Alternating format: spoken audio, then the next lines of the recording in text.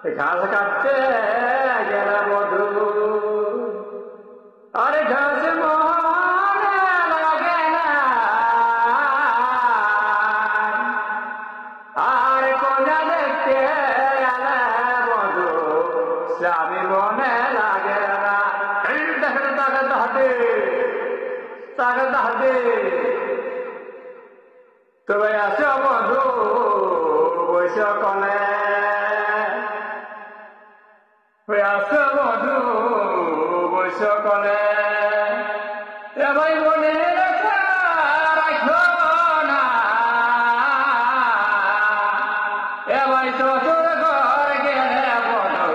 আর দেখা হবে না শ্বশুর ঘর গেলে মধু